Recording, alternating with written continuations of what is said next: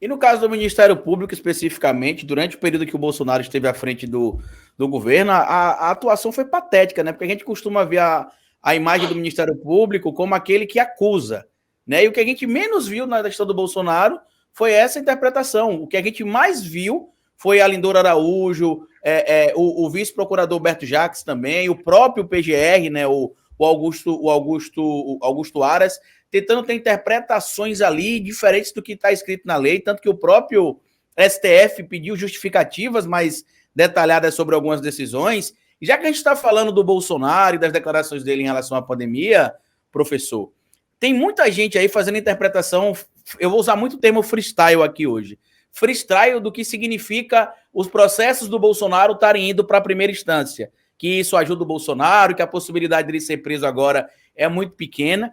Eu vou dar minha opinião como um mero aluno de direito e eu quero ouvir a do senhor também. Para mim não é pequena, até porque eu acredito que pela quantidade de incidência que o Bolsonaro vem recorrendo ali, o pedido de prisão preventiva dele é algo muito palpável, porque ele continua em condutas interpretadas como criminosas, em alguns crimes, inclusive, né? Se eu for alargar muito a interpretação, a gente pode interpretar até como crimes continuados, como é o caso, por exemplo, do ataque às eleições, do ataque às urnas eletrônicas, da suposta parcialidade do TSE. O que é que o senhor acha em relação à possibilidade da prisão do Bolsonaro acontecer, o processo de prisão preventiva acontecer? Isso é algo muito imaginário ou realmente existem elementos para que o pedido de prisão preventiva aconteça? Na minha opinião, como aluno, eu acho que tem muitos elementos e depende só do magistrado. Mas na opinião do senhor? Uma coisa é o que é possível, né? Como eu disse, o grande problema no Brasil é que, nas mesmas condições de temperatura e pressão, as decisões sempre são diferentes. Em outras circunstâncias, qualquer autoridade, fosse um prefeito ou um vereador, estaria recolhido. Até mesmo o governador, há muitos governadores que foram presos com relativa facilidade. A gente entende, obviamente, que prender um ex-presidente não é coisa fácil, a não ser quando fosse o Lula, que foi bem mais fácil, né? Porque aí, além de conduzir de forma coercitiva, a prisão foi rapidinha e teve o apoio de toda a mídia, etc. e tal. Hoje, quando alguém fala nisso, estão dizendo que a retaliação é aquilo que você disse antes, que, aliás, foi tema do meu programa, da minha participação numa entrevista com o William Wack William Vac, lá CNN. na CNN. Então, eu vejo assim, há elementos objetivos para fazer vários processos, óbvio, mas conhecendo o judiciário brasileiro, conhecendo o Ministério Público, eu diria que baixa muito a possibilidade, né? É um pouco assim se o meu time, né, a Portuguesa de Desportos, que aliás eu sou sócio da Portuguesa de Desportos de São Paulo, ela tem chance de ser campeão, agora, campeão paulista ou campeã da Série C, sei lá, do Brasil. A possibilidade, ela tem chance, como qualquer hipoteticamente. Agora, se vai ser ou não, é zero a possibilidade. Coitadinha, tem que ver se consegue não ser rebaixada no Paulistão, aí, né, que eu acompanho aqui de longe, né? Agora, então, minha visão é muito pessimista com relação a isso, Carlito e Pedro. Então, não, digamos, eu teria que ter alguém da categoria ou do peso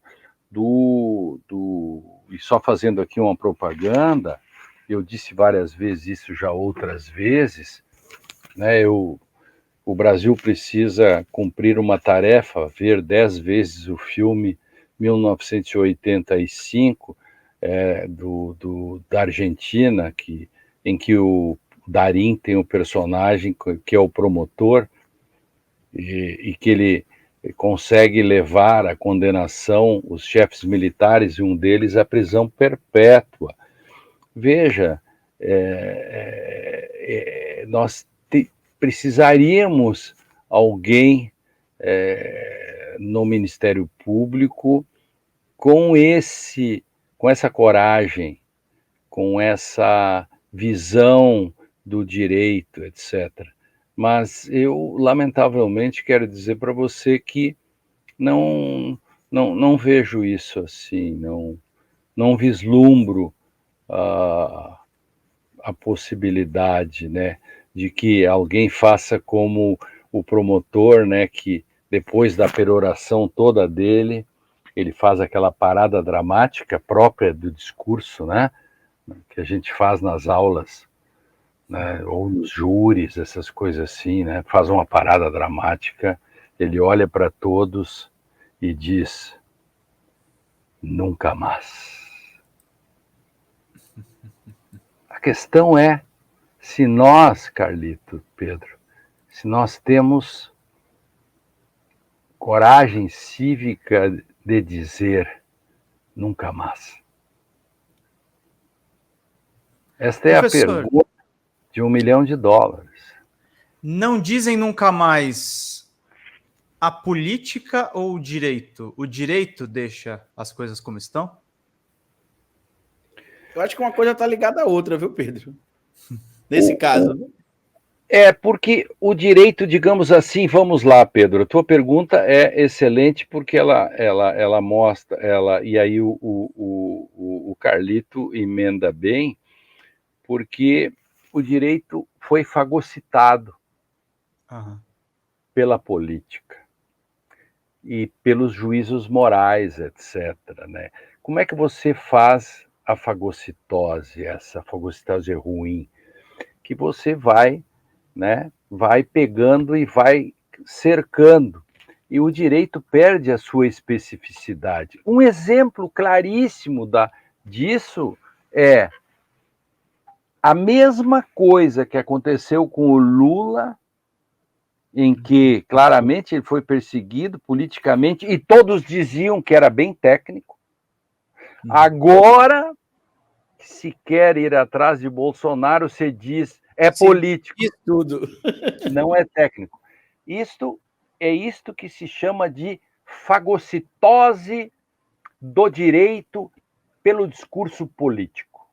Se o direito não tem força para abrir, sabe, e atirar para cima e enfrentar, retomando, digamos, o seu papel, né, que é íncito à modernidade, que é civilização ou barbárie, porque o direito tem o papel de interdição, né? Se o direito não tem força para isso, ele fica a reboque.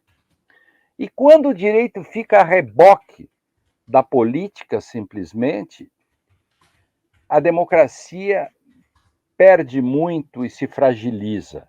A equação nos Estados democráticos de direito é: quanto mais o direito tem a capacidade de controlar a política quando ela quer sair da sua função, quanto mais o direito tem capacidade de controlar e se colocar como barreira aos juízos morais, por exemplo, a ideia de que estão dizendo que tem que fazer tal coisa, blá, blá, blá. Quanto mais o direito tem, mais teremos democracia. Quanto mais o direito fica a reboque das correções morais e políticas, menos democracia que nós temos. Nós quase afundamos, porque na Lava Jato o direito foi fagocitado pela política e pela moral, e recentemente a política, através dos discursos malandros e criminosos, etc., quase que, com base no golpe dentro das 4 linhas, nós perdemos a própria democracia. Esse é o ponto, é fundamental, por isso que a pergunta de vocês é absolutamente relevante e dá a chance da gente explicar um pouco esse processo dos campos jurídicos, né? O direito, a política e a moral, né? E não que o direito sobreviva sozinho, é que o direito é produto da economia, da política e da moral. eles se juntam para fazer isso. E esse é o paradoxo, porque a política, a moral e a economia se juntam para construir o direito que, por sua vez, vai regulá-los. Porque sem essa construção, sem regulação, eles se matam embaixo. E se esses de baixo, um deles, se sobressai e come o de cima, a democracia fica fragilizada, né? 5 segundos de sofisticação, mas são necessários para explicar melhor, né, como que funciona esta relação entre política, moral e direito. E economia, num segundo momento.